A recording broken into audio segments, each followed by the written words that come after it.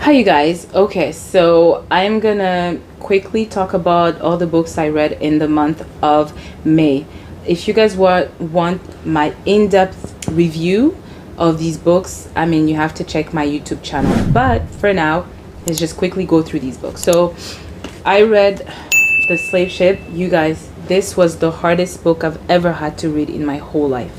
It chronicles the story of Africans who were taken from the continent and their time in the slave ships, the conditions in which they lived in these slave ships, what they had to endure, the number of enslaved people who were thrown overboard, who were killed, who were raped. This book was really, really hard to read. And I've read enough slave narrative books, but this one, but I would recommend for everybody to read because these stories need to be told, especially looking at the time in which we live in. These stories need to be told. So I also read The House of Deep Water by Jenny McFarlane.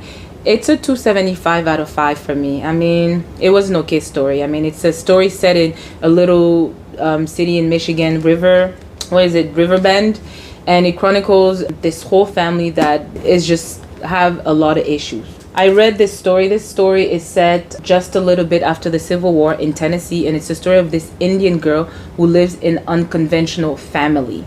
It's a story, tragedy strikes, and knowing the time in which she lives, you guys can understand that justice did not prevail when it came to Indian people or black people.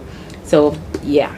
Then I read this beautiful book. It's 5-star. It was my only 5-star rated book of the month. It is epic. The battles are fantastic. It's a book written by a black author with black characters. He's Canadian, and it's a story of Tao, who just goes on a journey to basically be the best combatant out there in that world. And the world building was, like I said, epic. I mean, chapter after chapter, it was battle after battle. I mean, if that's your jam, I mean, you gotta pick this book. It was great. It was a 5-star for me.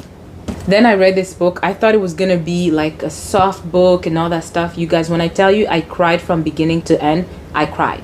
Then I read 6 Days in Bombay by Alka Joshi, and then The Stolen Queen by Fiona Davis.